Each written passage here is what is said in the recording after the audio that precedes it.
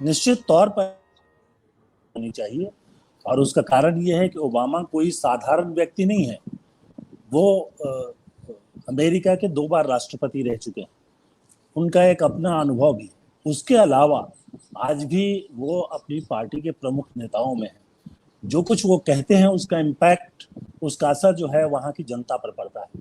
तो वो कुछ मुद्दे को अगर उठा रहे हैं तो आप उसको इग्नोर नहीं कर सकते। और ये कह के कि वो महत्वपूर्ण नहीं है कि उन्होंने भी 6 मुस्लिम देशों पे बमबारी की थी वगैरह वगैरह, आप नहीं टाल सकते। जो बमबारी हुई, अमेरिका कब कब के देश किस देश में गया, उसको लेकर हम आलोचना करते ही रहते हैं, बोलते ही रहते हैं। सरकारी तौर पर तो खैर ऐसा देखा नहीं गया है, लेकिन जो भारत में नागरिक संगठन है, जो गैर सरकारी संगठन है, यहाँ तक कि बहुत सारे जो पार्टियां हैं जो सरकार में नहीं है, वो बोलती हैं इन मुद्दों पर। तो उसी तरह से जो कुछ वो कह रहे हैं उस पर एक सरकार की तरफ से और प्रधानमंत्री की तरफ से सफाई आनी चाहिए, ताकि हम दुनिया को ये बता सकें कि हम हमारे यहाँ ऐसा कोई गड़बड़ नहीं। सिर्फ कि इजिप्ट की यात्रा हमने कर ली और वो एक मुस्लिम देश है, इसलिए अब ये साबित कर देता है कि हमने जो फैसला किया है, वो हम जो फैसला कर रहे हैं या देश में जो कुछ भी हो रहा है वो सब खत्म हो गया। जो देखिए, दुनिया में इस समय जो सारे संबंध धीरे धीरे उस स्तर पर पहुंच गए हैं कि आपका मुझसे आर्थिक हित क्या है, मैं क्या आपका आर्थिक हित कर सकता हूं, दोनों के बीच में व्यापार कितना हो सकता है, मैं कितना एक्सपोर्ट कर सकता हूं, आप कितना एक्सपोर्ट कर सकते हैं, मैं यहाँ आपके यहाँ सस्ते लेबर से क्या प्रोडक्शन कर सकता हूं, ये बिल्कुल तय है।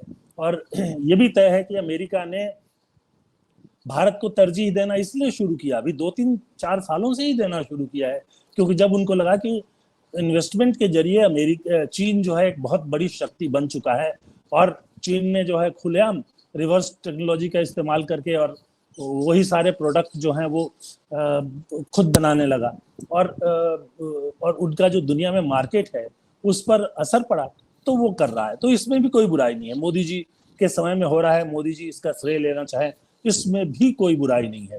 लेकिन समस्या तब आती है जब आप ये साबित करने की कोशिश करते हो कि जो कुछ हुआ है उसके बाद तो मैं अब चक्रवर्ती सम्राट बन गया, मैं चक्रवर्ती सम्राट हूं, दुनिया ने मुझे जो है अपना नेता मान लिया। ये विश्व गुरु बार बार चिल्लाते रहते, काहे का विश्व गुरु?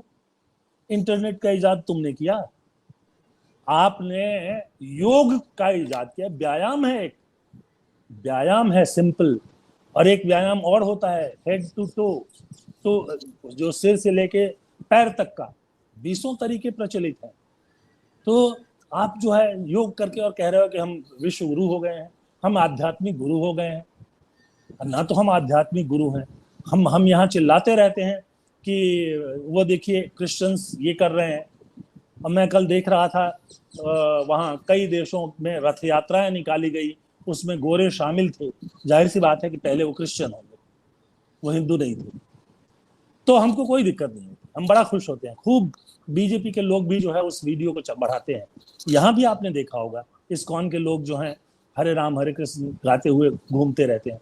तो ये जो दोहरी नीति है कि कोई क्रिश्चियन हिंदू बन जाता है तो स्वागत है, सनातन की जीत है, कोई हिंदू जो है वो अगर क्रिश्चियन बन जाता है तो देश खतरे में पड़ जाता है।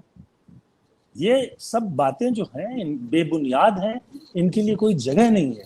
और जी आप लास्ट में आऊंगी, इसके बाद मैं विवेक के पास जाऊंगी, फिर लौटूंगी आपके पास। जी इन्हीं सब मुद्दों की तरफ ध्यान जो है हमारा बांटने की करते रहते हैं मोदी जी, और इसलिए उन्होंने एक हल्का फुल्का सवाल पूछ लिया, चाहो तो इग्नोर कर दो, नहीं तो कुछ बोल दिया उन्होंने, उसको मान लिया आकर के। बल्कि मतलब ये सवाल जिसका सवाल के रूप में कोई मतलब नहीं था, जैसे मैंने आपसे पहला सवाल किया, और उस मुझे तो दिख रहा है कि आप एक प्रोग्राम कर रही हैं और मैं उसमें शामिल, लेकिन मैंने पूछ लिया है। तो ये जो है ना कि मैं बस सबसे ऊपर उठ गया, आध्यात्मिक गुरु मैं हूं, मैं योग करता हूं इसलिए। अरे योग से फिजिकल ट्रेनिंग है, उसका आध्यात्म से, धर्म से, किसी चीज से कोई लेना देना नहीं। सत्य हिंदी का ऐप डाउनलोड करें गूगल प्ले स्टोर पर।